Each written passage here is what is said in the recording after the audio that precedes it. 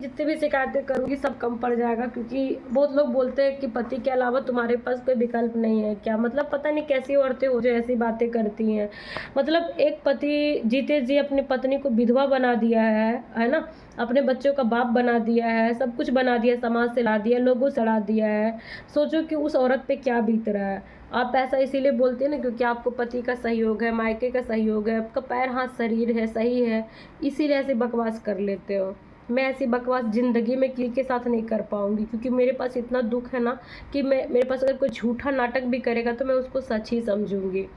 ये गया अभी हो गया, बता रही हूँ मैं टोटल बातें, क्योंकि सारी वीडियो में मैं क्लियर नहीं कर पाती हूँ, अक्सर लड़ती झगड़ती हूँ, तो चिल्लाते हुए मुझे कभी कभी मैं अपनी चीज़ों को एक्सप्लेन नहीं कर पाती हूँ। जब मैं वीडियो एडिटिंग करती हूँ तो मुझे समझ में आता है कि वो बात को मैं थोड़ा नॉर्मल होकर बोलती तो शायद आपको समझ में आता, but according to scene normal नहीं हो पाते उस जगह पे। जैसे कि अभी मैं अकेली हूँ तो अभी मेरा माइंड ठीक है, बच्चे भी नहीं है, कुछ भी नहीं है, तो अभी मैं आपसे क्लियरिफिकेशन कर सकती हूँ सारी बातों का। तो होता ये है कि उधर उसका फादर आया था, और फादर आने से पहले इसका हमेशा का कुछ ना कुछ चलते रहता। अभी मैं फादर से शुरू करती हूँ। इसका फादर आया, फादर के टाइम में जो नाटक हुआ उसके बाद ये घर से गया, ठीक है, घर से गया, इसका घर से खुद जाता है, मैं नहीं भगाती हूँ, ये भागना चाहता है जिम्मेदारियों से, लेकिन लांछन मेरे ऊपर लगा देता है। क्योंकि जो इस हालत में वो क्यों भगाएगी, सबसे बड़ी बात क्यों भगाएगी, उसको तो नीड है ना। तो कहने का मतलब है ये उठाना नहीं चाहता रेस्पॉन्सिबिलिटी, बस ये अपना उसके लिए आता है जो आदमियों को चाहिए, ठीक है, ठंडा होने आता है।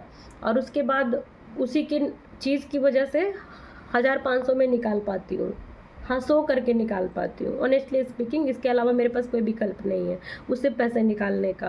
तो 1500 सोने के पैसे देता है, वही पैसे मैं बच्चों पे खर्च करती हूँ जब वो नहीं होता है, चाहे तो जब मेरे पास पैसे नहीं होते हैं, ठीक है। तो उसका बाप गया, फिर ये भी गया। उसके बाद उसने मुझे ब्लॉक कर दिया, क्योंकि बाप के जाते समय तक इसने मुझे मार पीट के गया, यहाँ पे पूरा लड़ाई झगड़ा शुरू हो गया। मार पीट मतलब इन द सेंस कि अगर मैं अपने तरफ से चिल्लाऊँ ना, अपने तरफ से गाली गलौज ना करूँ तो मार देगा मुझे, मतलब इस स्टेज पे आता है, क्योंकि उसको डर खत्म हो गया रहता है। आप सोचो एक अपाहिज लड़की जो कमर से नीचे लाचार है तो उसे लोग क्यों डरेगा, अगर मुंह भी ना खोले तो वहां तक नौबत आ ही जाता है। तो वो चीज़ हो गया। उसके बाद इसको अब डर है, मैं बहुत सारा एक्शन ले लेती हूँ। अगर एक भी झापड़ ये दे दिया तो फिर तो मैं चिल्ला ही रही हूँ ना। उसके बाद जो इसका करूँगी इसको पता है।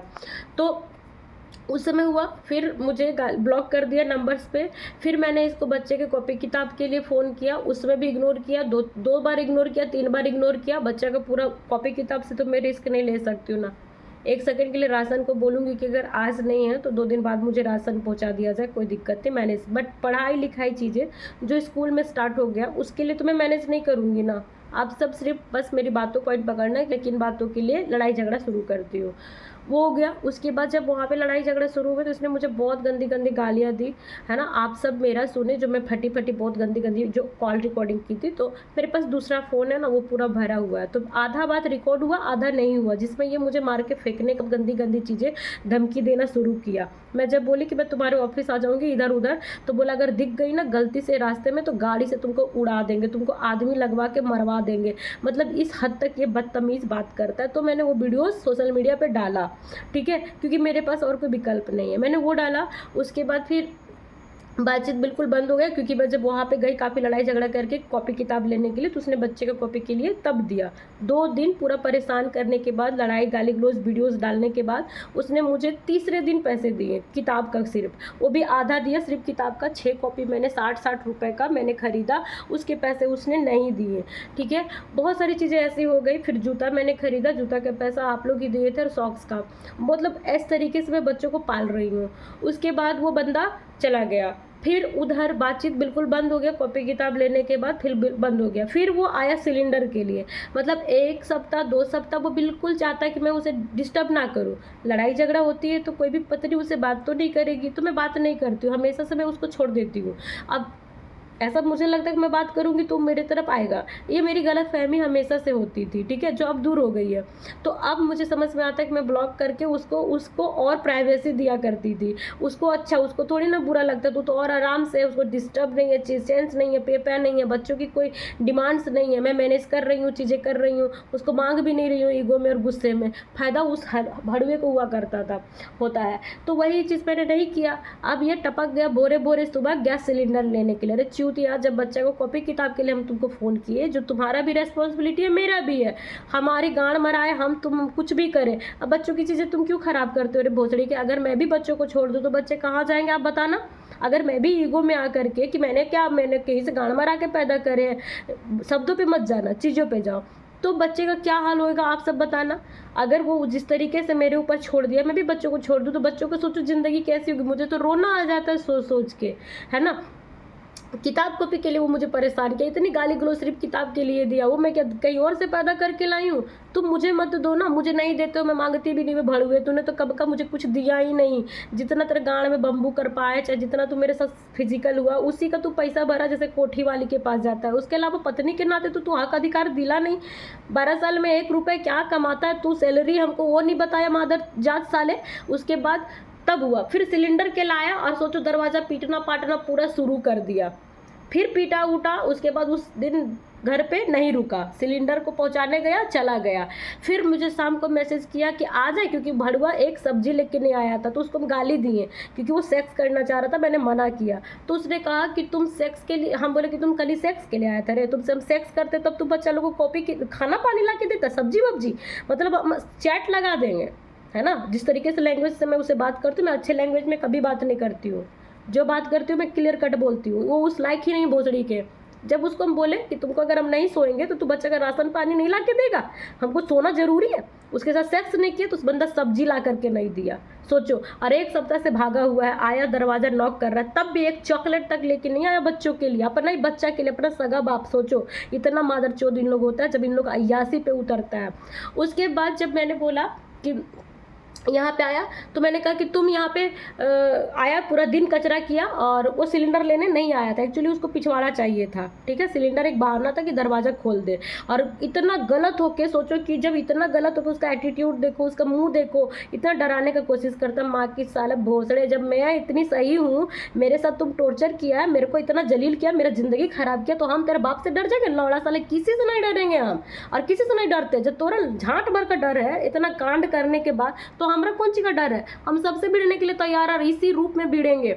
वो दरवाजा के लिए पीटा, फिर वो चला गया। फिर मैसेज किया हम आए क्या सब्जी पहुंचाने, तो सब्जियां नहीं था। मैंने कहा रात के 7-8 बज रहे थे, मैंने बोला कि नहीं हमको पैसे दे देना, हम ले आएंगे। बोला नहीं हम पहुंचा देते हैं ना, हम बोले नहीं तुम फिर अभी जाएगा नहीं, बोला कि नहीं हम चले आएंगे। फिर वो सब्जी पहुंचाने के बहाने से आया, रात रुका, रात को भी मैंने उसका कोई मतलब वो सब चीज़ें नहीं हुई, ठीक है, कुछ भी नहीं, कोशिश करता रहा, नाटक करता रहा, मैंने कहा बिल्कुल नहीं। फिर दूसरे दिन उन्हें आइसक्रीम मंगाया, केला, जो बिग बास्केट से मैं आप सबको दिखाई, वो सारी चीज़ें कि मुझे बेवकूफ़ बनाने के लिए। फिर वो किया, और इसलिए भी कि वीडियोस मैं ना डालूं, इसके लिए भी वो यहाँ पे पड़ा रहा, 2-3 दिन पड़ा रहा। फिर उसका जब मर्जी हुआ उठ चट के चला गया। फिर आया, उसके बाद जब आया मैं उसको लड़ती रही टीका के लिए, बाबू का टीका के लिए, तो उसने कहा कि चलो टीका लगवा देते हैं। उसके बाद वो टीका लगाने के लिए तैयार हुआ, बच्चे को छुट्टी कराया, मैंने लेके गई, टीका लगाई। उस दिन भी उसका लगभग 500-600 रुपये खर्च हुए होंगे। बस वही तरबूज उरबूज में मेरा एक ईयर रिंग खरीदा 120 रुपये का, मेरा पर्सनल, अब बाकी चीज़ें, मतलब 500-600 रुपये खर्चा हुआ उस समय उसका। फिर उसके बाद इधर आया, पूरा दिन सो रहा है, उसके लिए खाना बना रहे हैं, घर बिखरा हुआ है, ये सब चीज़ें ठीक नहीं, इधर ठीक नहीं, और उल्टा खराब। ये बिछावन में बोली रख दे ऊपर, ये बोली रख दे ऊपर, यहाँ पे कुछ भी नहीं, मतलब गर्मी की चीज़। वहाँ पे एक ढेरी चेयर पे दोस्तों कपड़ा रखा है, स्वेटर वगैरह, जो मैं खड़ी होकर नहीं रख पाती हूँ। मैंने कितनी बार उसे कहा कि इसे हेल्प करो मुझे गोदरेज में रखने के लिए, और कोई मेरे पास बैग वगैरह नहीं है जिसमें कि वुलन कपड़ा रख पाए। मैंने कहा एक सस्ता मस्ता 100, 200, 300 का मुझे मीशो कहीं से ऑर्डर कर दो बैग जिसमें मैं गर्म कपड़े रख पाऊँ। बंदे ने नहीं कुछ कहा ना, तो मैंने ये भी कहा कि चलो जब तक इसको किसी चीज़ में रखते, चेयर में पड़ा हुआ है दोस्तों, मैं चल सकती हूँ तभी जाके दिखा देती कि कितना गंदा लग रहा है उस रूम में, और सारे कपड़े वहीं पे है। लेकिन उस बंदे ने कुछ नहीं किया, सिर्फ उसको वही चाहिए गंदा काम, बस उसके लिए वो 200-300 खर्च करके सोचता है ऐसे बेवकूफ़ बनती है। बच्चे हैं ना मेरे पास छोटे यार, 100-200 बहुत मायने रखता है। अब दूसरे के पास हम नहीं जाएंगे सोने के लिए 100 और 200 रुपया के लिए, चाहे 1000 रुपये के लिए, चाहे 500। अभी उतना बुरा दिन नहीं आया यार, इतना मेरा दिल जवाब नहीं देता कि इतना गंदा काम करे, लेकिन ये आदमी कितना मजबूर करता है एक औरत को, सोचो आप। उसके बाद जब मैंने कहा वो भी नहीं किया, यहाँ सो रहा है, यहाँ सो रहा है, मैं बच्चों को पढ़ा रही हूँ, लिखा रही हूँ। उसके बाद इसका बहाना हो रहा है जाने का, ठीक है, मैं 2-3 दिन कुछ नहीं बोली। वो सो रहा है, काम नहीं कर रहा है, चीज़ें हेल्प नहीं कर रहा, पूरा घर बिखरा पड़ा है, मेरा माथा फटा जा रहा है, लेकिन मैं उसको नहीं बोली। मैं देख रही कि कब शुरू करता है, ठीक है, और कब ये जाने का नाम लेता है। इसमें एक बार मतलब सेक्स कर लिया, एक बार इसका हो चुका काम, उसके बाद देखो इसका। मैं खुल के बोलूँगी, किसी के बाप से मैं नहीं डरती, ठीक है। गलत मेरे साथ हो रहा, बोलना है तो मादर जात को बोलो, जिसके पिछवाड़े में औकात है। मुझे तो कोई एक लफ्ज नहीं बोलेगा, समझ गए ना। उसके बाद जब मैं बोली कि उसके बाद शुरू हुआ तो एक बार बोला कि शाम अभी ना चले जाएंगे हम, ठीक है, बताओ मतलब। हाँ, और फिर कह रहा है इधर आके सोचो मेरा कितना खर्चा हो गया। इसका बात सुनो चूतिए का, इधर आके सोचो मेरा कितना खर्चा हो गया। 2-3 दिन में सोचो कि 1000-2000 रुपये मेरे खर्च हो गए। शर्म आता है कि पत्नी और बच्चा बिना सब्जियों के खाते हैं, बिना चीज़ों के खाते हैं, और तू 1000 और 1200 और 2000 रोज़ का जो खर्च है, सोचो 2 दिन में इसका इतना खर्चा हो गया। और सप्ताह महीना ही मुझे खर्चा नहीं देता है, हाँ, और मैनेज करने बोलता है इसी प्रकार से। तो तू कहाँ जाके उड़ाता है, किसके पिछवाड़े में भरता है वो पैसा? हाँ, दिमाग तो होना चाहिए। क्यों, क्या खिलाती होगी, क्या खाती होगी, कैसे दिन काट रही है, हराम खोर। और बोलता है इधर आके 2000 खर्च हो गए। तो मैंने सुनाना शुरू किया, ठीक है। उसके बाद वो चुप हो गया। फिर दूसरे दिन यहाँ पे पढ़ा ही रहे थे, बच्चों को टीका ही लगाने वाले थे। पढ़ा लिखा के शाम हो गए, बच्चों को मैं ट्यूशन के लिए भेज रही थी। अब सडनली बंदा क्या कहता है, मैं जा रहा हूँ। बाबू, यही मैं पैसे मांग रही थी ऑटो का, सगुन का ऑटो का दिया मुझे 1 तारीख को 300 रुपये, हाँ 220 रुपये, 280 रुपये 1-2 तारीख को, जिस समय वो किताब लेके जा रहा था, जब उसका बाप भगाए थे, उस समय पैसा मुझे दिया था 280 रुपये। आप जोड़ लो 20 रुपये के हिसाब से कि वो कितने दिन चलेंगे। और फिर मैंने कल मांगा है ऑटो भाड़ा, मतलब कल परसों। अब खुद सोचो, तारीख भी बता देते, वीडियो लेट जाता है, लेकिन आप लोग को समझ में आना चाहिए खुद से। 21 तारीख, 2 तारीख से 21 तारीख तक, तो आप खुद सोचो कि वो पैसे खत्म हो गए। बीच में सब्जियां भी खत्म होती हैं, बीच में कुछ बच्चे खाने के लिए भी मांगते हैं, तो वो भी तो मैं उसी से देती हूँ ना, वहीं से दूंगी, और कहाँ से दूंगी। उसके बाद दूंगी भी तो तुम तो मैनेज कर नहीं रहे हो, मैनेज मुझसे करा रहे हो। उसके बाद ये बेटा मेरा उसको हमेशा की तरह डांटने लगा कि मम्मा को पैसा दीजिए, मम्मा को पैसा दीजिए। तो थोड़ी सी हुई बातचीत, ऐसे खेल, बाबू कुछ कर रहा था, मतलब गुस्से टाइप से।